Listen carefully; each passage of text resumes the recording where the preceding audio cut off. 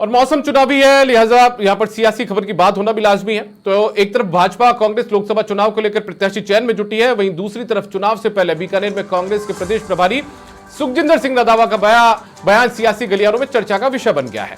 दरअसल बीकानेर में रंधावा ने बिना नाम लिए एक कद्दावर कांग्रेस लीडर पर निशाना साध दिया।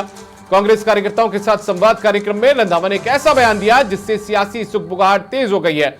आपको सुनवाते हैं रंधावा ने आखिर क्या कुछ कहा, उसके बाद आगे की बात करेंगे। राजस्थान में आए हुए एक चीज मैं देख रहा हूं कि कांग्रेस कमजोर नहीं है। कमजोर किया तो किसी लीडर ने कमजोर कर दिया कांग्रेस। और ज्यादा जानकारी के साथ हमारे वरिष्ठ सहयोगी रवि बिश्नोई हमारे साथ जुड़ चुके हैं बीकानेर से लाइव, उनका रुख करते हैं। रवि, कांग्रेस कमजोर नहीं है लेकिन एक लीडर ने कमजोर कर दिया। कौन है ये लीडर, कुछ पता लगा हो? रंधावा साहब कुछ बता कर गए हो?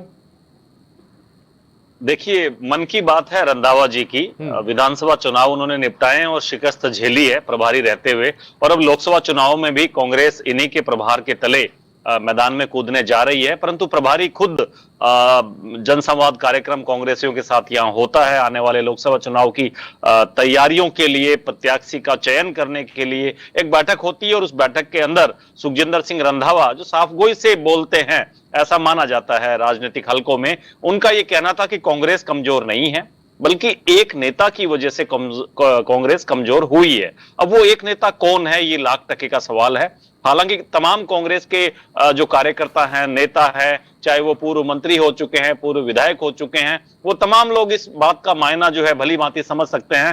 कांग्रेस पिछले 5 सालों में मात्र 2 गुटों में घिरी रही है, सचिन पायलट और अशोक गहलोत गुट। और इन दोनों नेताओं में से किसी एक नेता के बारे में, सुखजिंदर सिंह रंधावा के बारे में ऐसा कहा गया है। और अगर लबोलवाब पूरी कहानी का निकाल कर देखा जाए तो पिछले अगर उदाहरण देखे जाएं तो ऐसा लगता है कि अशोक गहलोत के लिए, पूर्व मुख्यमंत्री अशोक गहलोत के लिए सुखजिंदर सिंह रंधावा ने कहा है कि एक व्यक्ति की वजह से कांग्रेस जो सरकार है वो नहीं आ पाई, कांग्रेस कमजोर नहीं है। अपने कार्यकर्ताओं में जान फूंकने का प्रयास कर रहे हैं, परंतु दूसरी तरफ एक बहुत बड़ा यहां पर एक मैसेज भी वो ये दे रहे हैं कि जो पूर्व मुख्यमंत्री अशोक गहलोत थे, संभवतः उन्हीं के लिए उन्होंने ये शब्द का इस्तेमाल किया है, उनकी वजह से कांग्रेस को कमजोरी का सामना करना पड़ा है। परंतु जब उन्हें यह मालूम है प्रभारी रहते हुए कि एक पूर्व मुख्यमंत्री की वजह से कांग्रेस इतनी कमजोर स्थिति में पहुंची है, तो अब तक उन्होंने आला कमान को किसी भी तरह की कार्रवाई करने के लिए कोई पत्र या रवि बीच एक सवाल तो ये भी उठता है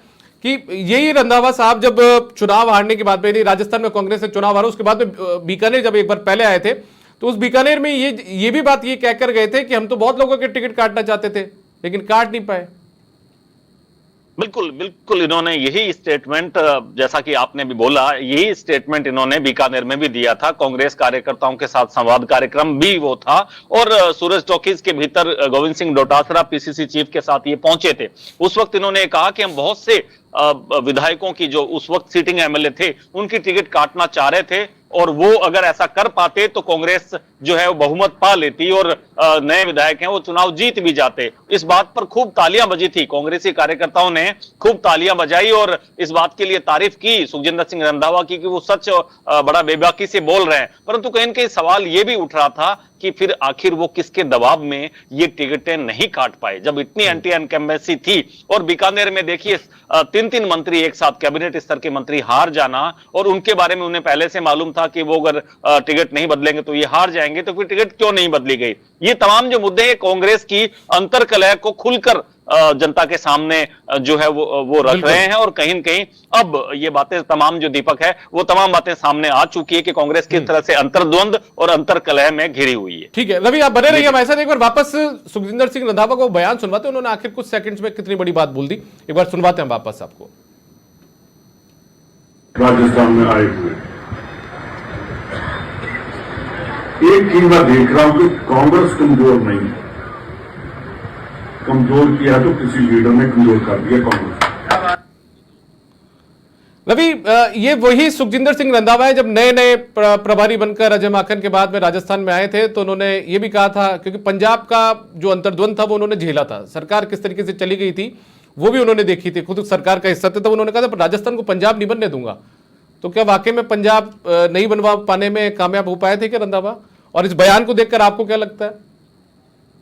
देखिए, अजय माकन जब राजस्थान से रुखसत हुए थे तब 25 सितंबर की घटना हुई थी और उसके बाद में सुखजिंदर सिंह रंधावा की जब राजस्थान में एंट्री हुई थी तो इन्होंने पंजाब में नवजोत सिंह सिद्धू वाला उदाहरण देकर ये कहा था राजस्थान में कि वहां उन्होंने यहां राजस्थान को पंजाब नहीं बनने देंगे। परंतु देखिए इनकी आंखों के सामने क्या हुआ है। इनकी आंखों के सामने सरकार जब पिछली चलती रही है तो अंतर्द्वंद के बीच चलती रही। दो नेता आपस में बयानबाजी करते रहे। आपको याद होगा सचिन पायलट ने अपने घर पर पीसी की थी और खुलेआम कुछ वीडियो के साथ वो पूर्व मुख्यमंत्री अशोक गहलोत के खिलाफ मोर्चा खोला था। ये तमाम बातें इन्हीं की आंखों के सामने हुई ना।